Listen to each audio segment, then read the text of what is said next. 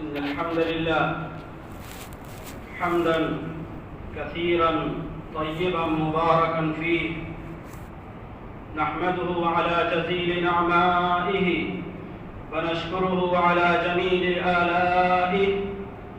هو الأول والآخر والظاهر والباطن، وهو بكل شيء عليم. وأشهد أن لا إله إلا الله وحده لا شريك له، له الملك وله الحمد، يحيي ويميت وهو على كل شيء قدير.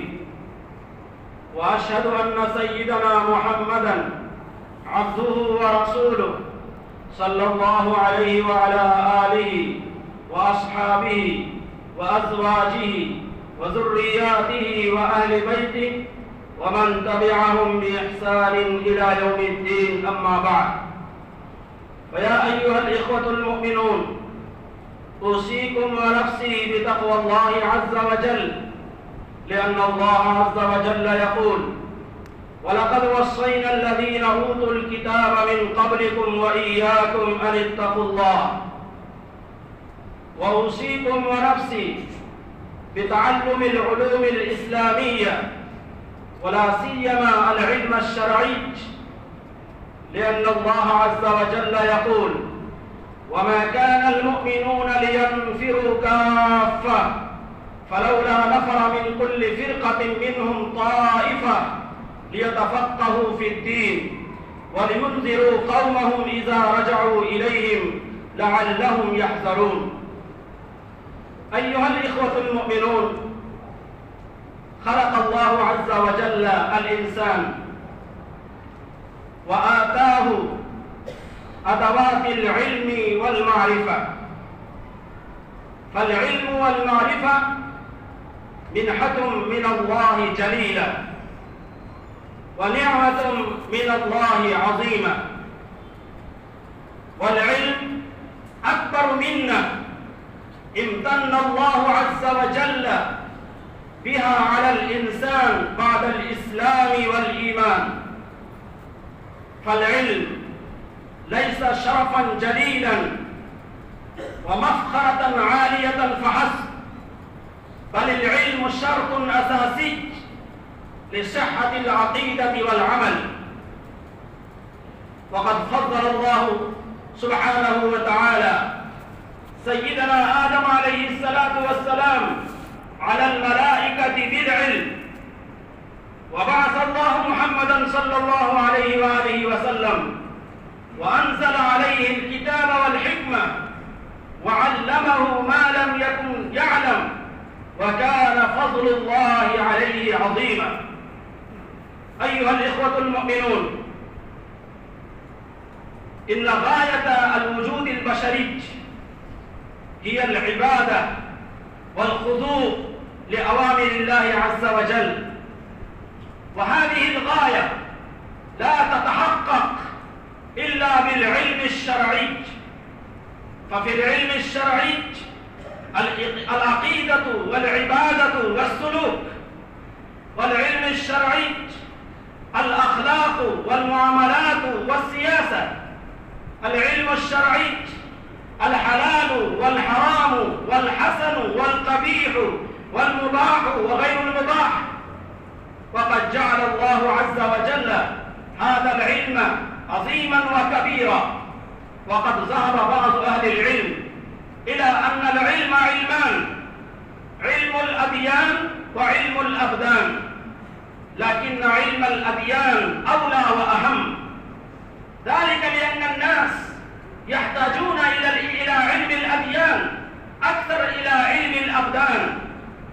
إن الناس أحوج بشيء منهم إلى الطعام والشراب، لأن الطعام والشراب يحتاج الإنسان إليه في اليوم مرة أو مرتين، لكن العلم الشرعي يحتاج إليه الإنسان في كل دقيقة، في كل ثانية، في كل لمحة، في كل جزء من أجزاء الحياة.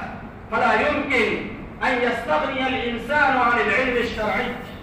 وقد قال بعض العلماء: إن الذي يتعلم العلم ثم يعمل بهذا العلم فهو خير من الدنيا وما فيها. وقال الله عز وجل: وما كان المؤمنون لينفروا كافة فلولا نفر من كل فرقة منهم طائفة ليتفقهوا في الدين ولينذروا قومهم إذا رجعوا إليهم لعلهم يحذرون. هذه الآية من سورة التوبة، وهذه الآية نزلت بعد غزوة تبوك، وقد كان هناك توبيخ وتهديد وتشديد على المنافقين بسبب تخلفهم عن هذه الغزوة، فعزم المسلمون كلهم أن يخرجوا في سبيل الله عز وجل.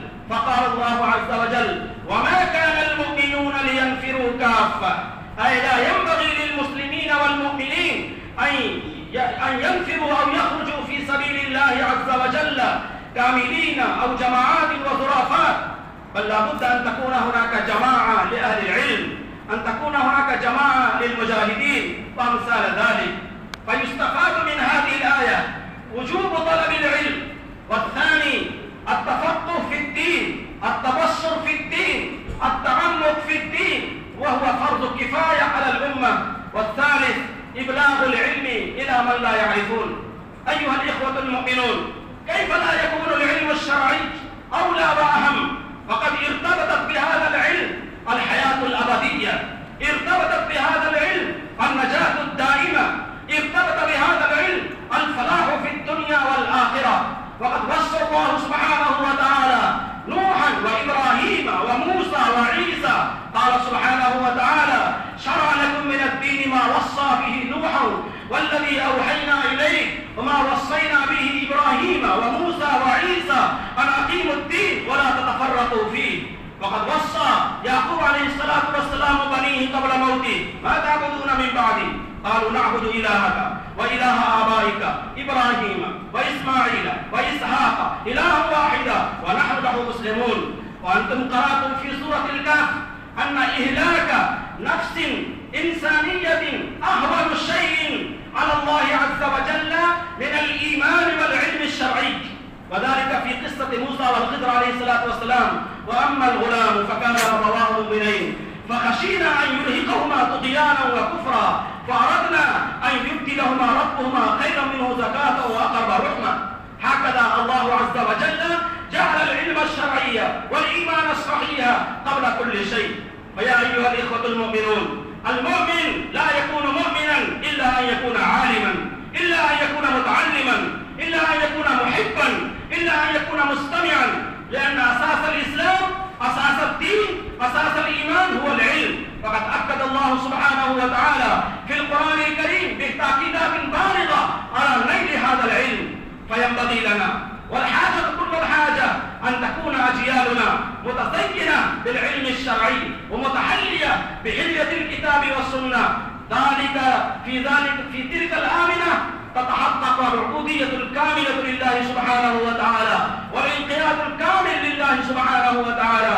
وقال الله سبحانه وتعالى: مثل الذين حملوا التوراة ثم لم يحملوها كمثل الحمار يحمل أسفارا. وقد جاء في الحديث عن ابن عباس رضي الله عنهما قال رسول الله صلى الله عليه وسلم: من يرد الله به خيرا يفقهه في الدين وإنما أنا قاسم والله يعطي. أقول هذا وأستغفر الله لي ولكم ولسائر المسلمين من كل ذنب فاستغفروه إنه هو الغفور الرحيم.